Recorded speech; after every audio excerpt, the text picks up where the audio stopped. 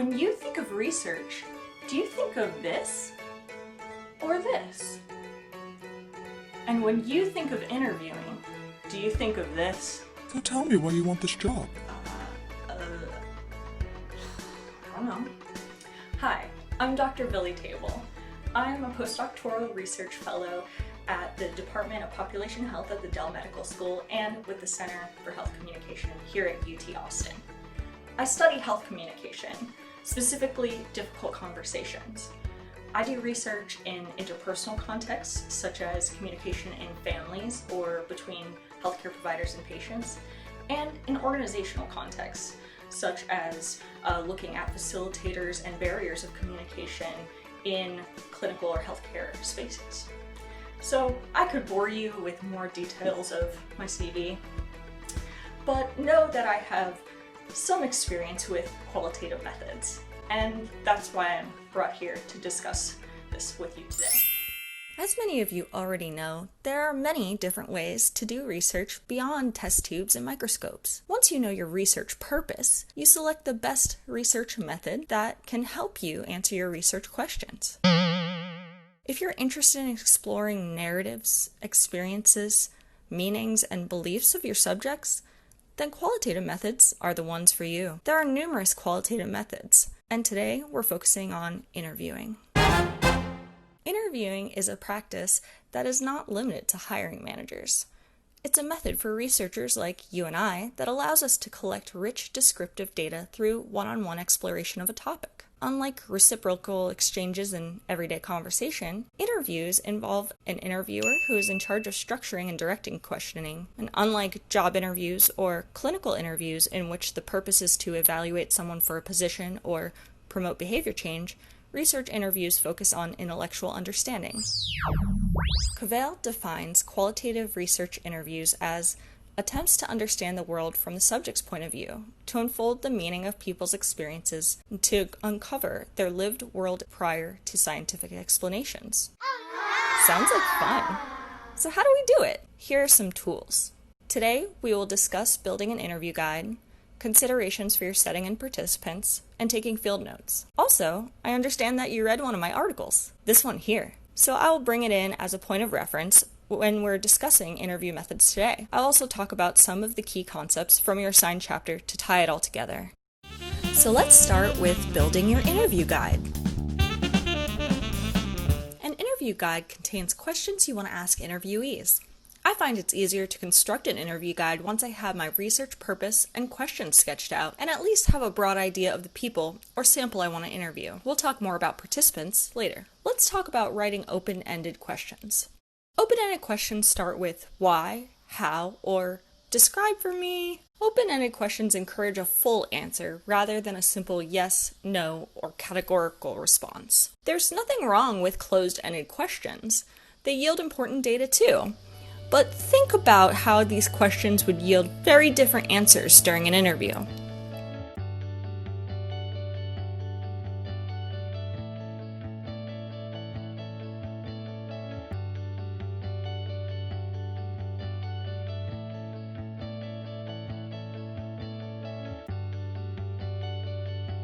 While we're on the topic of question writing, let's talk about two common interview question pitfalls. When you're writing interview questions, avoid leading words that may sway the responses positively or negatively, or assume a positive or negative opinion of the respondent.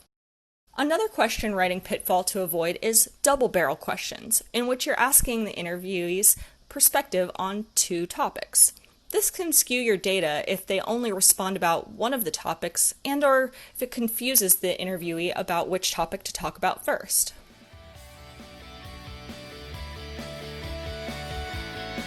Now that we talked a bit about question writing, let's talk about the structure of the interview guide we're building. Structure refers to how flexible or rigid your interview guide will be, and there are benefits and trade-offs to whichever you choose. Unstructured interviews do not use set questions. Instead, a researcher asks open-ended questions based on a specific research topic. With semi-structured interviews, you ask the same set questions to every participant, but you may have planned or unplanned follow-up questions called probes. This allows the interviewer flexibility to explore a topic further. From semi-structured interview to interview, your fixed and flexible questions could sound like this. Okay, could you tell me a little bit about a time you felt challenged at work? Okay, follow-up question. Could you tell me a little bit more about what led up to the dumpster fire? Or this. Tell me about a time you felt challenged at work. Okay, follow-up question. Could you show me the TikTok dance you're referring to? Compared to semi-structured, a structured interview guide is rigid and does not change from interview to interview. So interviews would sound more like this. Okay, so could you tell me about the turning point that brought you to see a doctor about your chronic knee pain? And follow-up question, how are you managing your pain now? And this. Okay, so could you tell me about the turning point that brought you to see a doctor about your chronic knee pain? You get it. You would ask the same questions. A benefit of both structured and semi-structured interview guides is that they lend consistency to data collection, especially when you have multiple researchers conducting interviews. So my research team used a semi-structured interview guide. While we asked the same key questions to every participant, the amount of probes each of us used varied depending on their job position, length of time they worked there, and the amount of detail they provided. The trade-off here was the interview guide flexibility lent to more variation in length of interviews. When conducting interviews in teams, it's important to check in throughout the data collection to compare how participants are responding to your questions and to consider if any interview guide refinements need to be made. Field notes and memos play an important role in these meetings as well. We'll talk more about those later. It's time to consider question order, or the organization of an interview guide. Roller and Lavrakas suggest a funnel organization for organizing interview questions, starting with broad questions first, then transitioning into more specific questions. Here's some examples of what that looks like.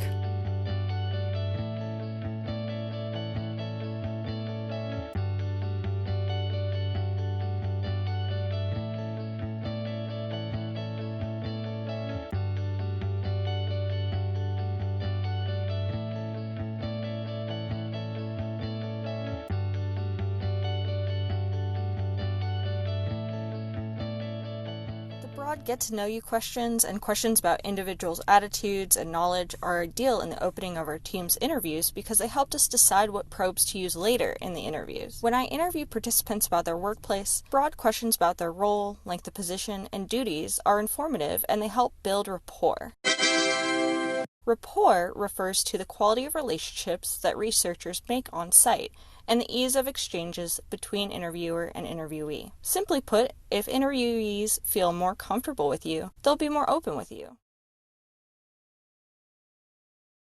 How do you help a participant feel comfortable during an interview? Well, here's an important caveat before I talk about that. A lot of relationship building work goes into establishing the trust of potential participants at a research site prior to data collection, especially when you aim to study issues within underserved or stigmatized populations. You may have heard of community-based participatory research methods, or CBPR. Doing research that aims to inform change initiatives to improve a workplace or a community requires researchers to collaborate with community members by listening to their needs. CBPR research often involves community review panels comprised of members of the community in which the study occurs. Community members may also participate as peer researchers who assist in recruitment or data collection. This is only a brief off-road about CBPR, so I recommend further exploration if you're interested in it. In addition to your text, there are several great articles listed here that discuss and problematize what it means to have meaningful community involvement and establish trust and rapport prior to data collection. So back to rapport building during data collection. To remember all the elements that go into rapport building during an interview, I developed the Shiba method. Much like the alert and confident Shiba Inu dog, following these steps will have you building rapport in no time. S is for setting and schedule. Finding a private, quiet, and accessible setting is necessary for in-person interviews. Having flexible scheduling to adapt to participants' needs shows you value their time. Schedule also refers to having a realistic prediction of how long the interview will take. No one likes to be tied up for 2 hours when they thought you'd only be speaking for 30 minutes. H is for hospitable introduction. This involves thanking the interviewee for their time, introducing yourself and the project without jargon, like, "Hi, I'm Billy. We chatted via email. I appreciate you taking the time to talk with me today. I'm going to ask you some questions about your workplace, your experiences with LGBT patients, coworkers, and your ideas about how things could improve." During this introduction, you may also go over informed consent, whether they are okay with being recorded or not, and what incentives, if any, the project can offer, and allow them to ask questions. I stands for eye contact and active listening. This is the nonverbal part of rapport and making someone feel heard and comfortable. Have your interview guide rehearsed enough so that you can look up from it. The nonverbal elements of active listening include leaning forward and nodding to show understanding. Giving neutral affirmations such as, "I hear you, that makes sense, thank you for sharing that," helps participants feel heard. Also try to briefly paraphrase what they share to you to demonstrate that you're listening and to check for your own understanding. B stands for broad questions first. As we discussed, using the funnel organization style with get-to-know-you questions first can help your participants ease into the conversation. A stands for appreciation and contact information at closing. At the end of the interview, you want to show your thanks again for the interviewee taking the time to speak with you and provide them with a form of contact, such as handouts or business cards, for them to follow up if they have any questions and if they know of any other people who would be willing and eligible to participate. That's the Sheba method. I know this is a lot to think about during data collection. When drafting some of my first interview guides, I would insert reminders to introduce myself, make eye contact, and thank the interviewee. In the excitement and trepidation of doing my first interviews, I wanted to make sure that I didn't forget to act human. Once you're collecting data, it can be difficult to remember all of this and take in what the participant is saying. So how do you do it? Let's talk about field notes and memos. Field notes refer to qualitative notes recorded by researchers in the course of conducting research, during or after their observation of a specific phenomenon they are studying. The notes are intended to be read as evidence that help in the understanding of the phenomenon. Observation in qualitative research is one of the oldest and most fundamental research method approaches. This approach involves collecting data using one's senses, especially looking and listening in a systematic and meaningful way.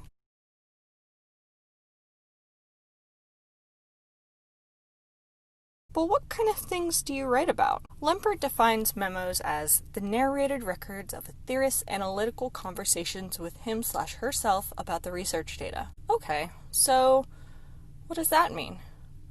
Here are 3 different kinds of memos you might want to write up in your field notes when collecting interviews. First, observational memos. These are the who, what, when, where, and how of human activity. It tells who said or did what, and under what stated circumstances. They contain little interpretation and aim to be as literal as possible. You as the researcher decide on what is important to record as an observational memo.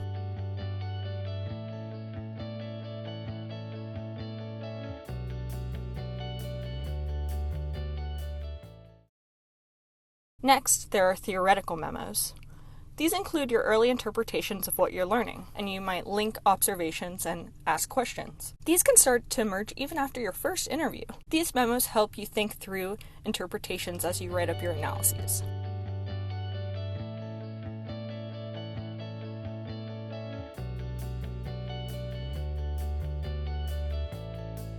Finally, there are methodological memos.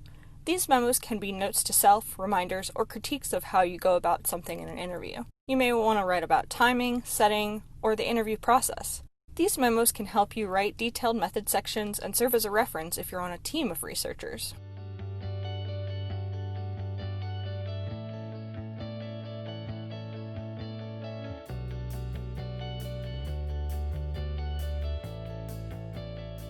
When collecting interviews in person, my page of field notes looks kind of like this. I let the interviewee know I may be writing or typing up notes to remember what we talked about, in case they're wondering. This is an important step, whether you're able to audio record the interview or not. Field notes should be written as soon as possible after an observation is completed. Your initial notes may be recorded in shorthand, and unless they're fleshed out as soon as possible after the observation, important details and opportunities for fully interpreting the data may be lost. I hope this overview of the field notes and memoing process helps you think about your role in qualitative data collection. Your memos are just as important as the responses from the interviewees, as they're collected through your observations, ideas, and experiences that emerge during data collection. Returning to that quote from Lempert, We aim to keep organized record of our internal analytical conversations because your analysis can truly begin during data collection. Now, qualitative data analysis, that's a whole nother lecture, but I'm happy to answer any questions you may have about it. Today we talked about interview question writing, structure, organization, rapport building, and field notes. I had a lot of fun teaching you about these concepts today. Alright, so that brings us to the end of the lecture here, and I just want to say thank you for listening, and feel free to reach out with whatever questions you have. Take care, and see you next time.